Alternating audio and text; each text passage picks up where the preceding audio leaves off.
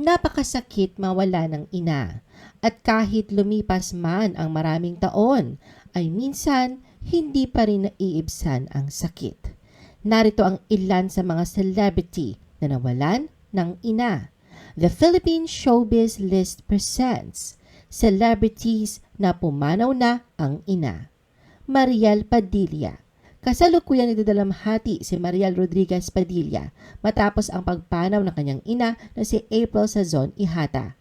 Sa pamamagitan ng Instagram noong December 23, 2023, ibinahagi niya ang nakakalungkot na balita kasama ang mga larawan na nagtatampok ng mga masasayang sandali kasama ang kanyang ina na may kasamang caption na nagpapahayag ng kanyang pasasalamat. Hindi gaanong malapit ang loob ni Mariel sa kanyang ina noong bata pa siya dahil siya ay lumaki sa poder ng kanyang lolo at lola. Matapos mauwi sa paghihiwalay ang pagsasama ng kanyang mga magulang. Nito lang December 30, 2023, inilabas naman ni Mariel sa Instagram ang isang video ng kanyang eulogy para sa ina. Hindi niya sinabi kung saan ito ginanap. Ngunit binanggit na na-record ito noong December 26, 2023, isang araw pagkatapos ng Pasko. TP Dos Santos. Bumuhos ang mga dasal at pakikiramay para sa pamilyang naulila ni Happy Esquiavas Dos Santos, ang 58-year-old na ina ng singer-actress na si TP Dos Santos. Siya ay pumanaw sa isang ospital sa Seoul, South Korea noong December 30, 2023. Ang dahilan ng kanyang pagpanaw ay isang aksidente na nangyari noong December 27, 2023, ang unang araw na kanyang bakasyon sa Seoul kasama kanyang asawang si John. Sa isang post sa Facebook nito lang December 29, 2023, humingi ng mga dasal ang pamilya ni TP para sa agarang pagaling ng kanilang ina. Ayon sa post, habang ang asawa niya na si John ay nagpapagaling mula sa kanyang mga injuries, si Happy naman ay nasa coma at lumalaban para sa kanyang buhay. Ngunit sa kasamaang palad, pumanaw ang ina ni TP at ito'y kinumpirma ng kanyang pamilya sa pamamagitan ng isang Instagram post. Maricel Soriano. Pumanaw ang ina ni Maricel noong 2009 dahil sa cardiac arrest. Dumaan sa depresyon ang Diamond Star dahil sa pagkawala ng ina dahil hindi niya ito kinaya. Angeline Quinto. Ang adoptive mother ni Angeline na si Mama Bob ay pumanaw noong 2020. Patuloy naman na inaalala ni Angeline ang kanyang ina sa social media. Noong second death anniversary ng ina ay nagpost si Angeline ng "Hinding-hindi kita nakakalimutan, Mama. Alam ko andyan ka pa rin lagi sa tabi ko. I love you very much, Ma." Joey De Leon. Ang ina ni Joey na si Emma Manahan Ramos ay pumanaw noong February 10, 2019 sa edad ng 93. Ipinaalam ni Joey ang nakakalungkot na balita sa pamamagitan ng isang Instagram post kung saan nagbahagi siya ng larawan ng madyong set kalakip ang caption na ang Mama Emma niya ay kasama na muli ang kanyang Papa Pepe. Gary Valenciano. Ang ina ng Mr. Pure Energy na si Gary Valenciano na si Grimilda Ortiz ay pumanaw sa edad na 84 noong April 17, 2019 matapos labanan ng mga sakit ng pneumonia, congestive heart failure, and H1N1 flu. Isa Calzado.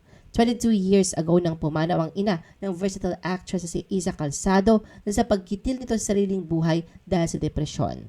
Noong June 12, 2023, inalala niya ang kaarawan ng yumaong ina sa pamamagitan ng isang post sa Instagram.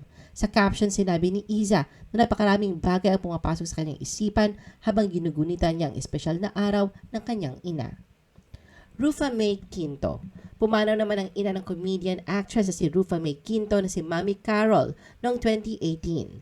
Sa Instagram, ibinahagi ni Rufa May ang nakakalungkot na balita bago ang kanyang 40th birthday. Hindi man niya dinetalya ang rason pero sinabi niyang mapayapa itong pumanaw. Nagpasalamat din si Rufa dahil nasaksihan ng kanyang ina ang kanyang kasal at nakadalo rin sa first birthday ng apo nitong si Alexandria.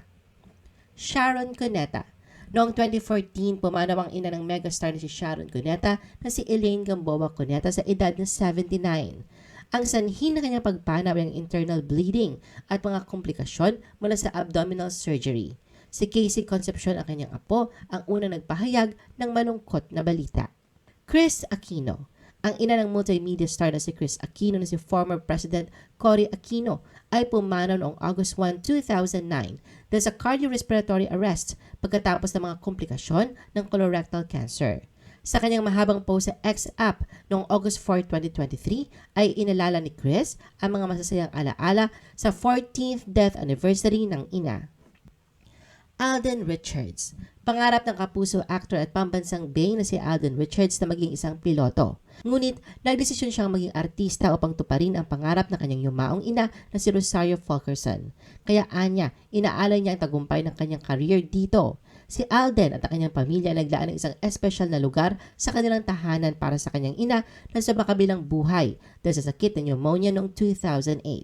Ang isang side table sa second floor family den ay naglalaman ng naka-frame na larawan ni Rosario at isang urn na naglalaman ng kanyang abo. Sa parehong lugar, isang sketch ni Rosario na nakasabit sa dingding. Sinabi ni Alden sa isang interview niya sa isang lifestyle magazine na bahagi ng dahilan kung bakit nila pinakremate ang labi ng kanyang ina ay dahil walang kakayanang pinansyal ang pamilya nila noong panahon ng pagkamatay ng ina at ang pagpapalibing dito sa sementeryo. Inalala rin niya na kinailangan ng kanyang ama na si Richard na magbitiw sa trabaho para lamang matanggap ang kanyang separation pay na kinalaunan ay ginamit ng pamilya para pondohan ang mga funeral services ni Rosario. Bianca Umali. Sa murang edad na 5, pumanaw ang ina ni Bianca Umali. Ngunit hanggang ngayon ay buhay pa rin sa kanyang isipan ang mga magagandang alaala nito. Noong 2005, ang ina niyang si May Soler ay sa makabilang buhay dahil sa sakit na breast cancer. Matapos ang ilang taon, inatake naman sa puso ang kanyang ama. Noong October 5, 2023, nagbahagi si Bianca sa Instagram tungkol sa isang malalim na personal and emotional journey na naging pangunahing lakas sa kanyang buhay, ang pagpapahalaga sa laban ng kanyang ina laban sa breast cancer.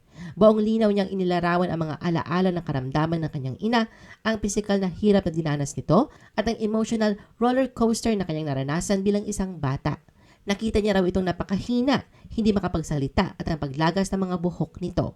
Naramdaman din niya parati siyang inilalayo sa ina kahit gusto lang naman daw niyang lumapit dito at yakapin ito.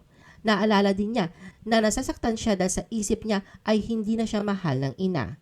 Nasa stage 3 cancer na daw nang malaman ng kanyang ina ang sakit nito. Ito nga raw ay isang masakit, nakakalito na panahon para sa batang si Bianca na pinanood ng kanyang pamilya na umiiyak nang hindi lubos na nauunawaan ang dahilan. Jean Garcia. Sa makabilang buhay ang ina ni Jean Garcia sa edad na 70 noong 2021. Ang malungkot na balita ay binahagi ni Jean sa kanyang social media accounts noong April 2, 2021. Hindi niya binanggit ang dahilan ng pagkamatay. Sa post ni Jean, ibinuhos niya ang kanyang kalungkutan at binanggit kung gaano siya nagdasal habang ipinaglalaban ng Mami Sandy niya ang buhay nito. Nagbigay-pugay siya sa hindi masusukat na pagmamahal at walang kapantay na sakripisyo ng kanyang ina para sa kanilang pamilya. Pagkatapos ay sinabi ni Jean na punong-puno siya ng panghihinayang dahil hindi niya naibigay ang lahat na makakaya niya para rito noong nabubuhay pa ang ina. Ayon kay Jean, ang kanyang ina ay dinala sa mahigit 10 ospital bago ito na-admit. 3 araw matapos ma-admit, lumala ang kondisyon nito at nagkaroon ng pneumonia at mga komplikasyon hanggang sa siya ay pumanaw.